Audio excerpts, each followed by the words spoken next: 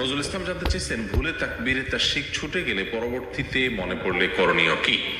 তাকবীরে তাশরিক প্রত্যেক সালাতের পর আইয়ামে তাশরিকের দিনগুলোতে, আরাফার দিন জিলহজের 9 তারিখ ফজর থেকে নিয়ে জিলহজের 13 তারিখ আসর পর্যন্ত, অর্থাৎ ঈদের পর তৃতীয় দিন, ঈদের দিন, তারপরের দিন, তারপরের দিন এবং তারপরের দিন আসর পর্যন্ত প্রত্যেক সালাতে পর নারী পুরুষ সবাই একবার করে তাকবীরে তাশরিক পাঠ করবেন। আল্লাহু আকবার, আল্লাহু আকবার, লা ইলাহা ইল্লাল্লাহ, আল্লাহু আকবার, আল্লাহু আকবার, আল্লাহুল হামদ।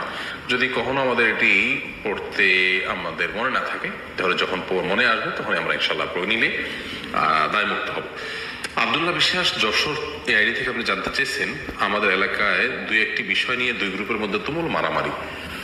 এক গ্রুপ বলছে ঈদগাহে সামিয়ানা টানানো এবং গেট সাজানো নাজায়েজ, অন্য গ্রুপ বলছে এতে কোনো সমস্যা নেই। অনুগ্রহ করে এই বিষয়ে শরীয়তে বিধান জানানো উপকৃত হব। ভাই আব্দুল্লাহ, ঈদগাহে যদি সামিয়ানা টাঙানো হয়, বিশেষ করে রোদ, বৃষ্টি, তাপ এগুলো থেকে আপনার বাঁচার জন্য এবং খুব বেশি অপব্যয় না করে যদি ঈদের আনন্দকে পূর্ণতা দেওয়ার জন্য কোনো গেট টেট করা হয়, তো এতে কোনো অসুবিধা নেই। এটা নিয়ে বাড়াবাড়ি করা উচিত নয়।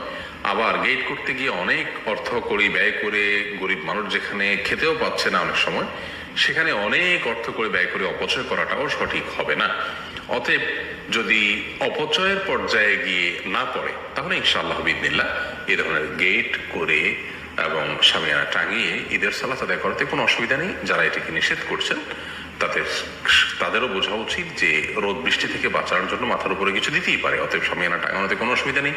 আর যদি সৌন্দর্যের অংশ হিসাবে করা হয়ে থাকে, তাহলে এ ধরনের সৌন্দর্য বর্ধন শরীয়তে নিষিদ্ধ নয়, বিধায় এটা নিয়ে বাড়াবাড়ি করা উচিত নয়।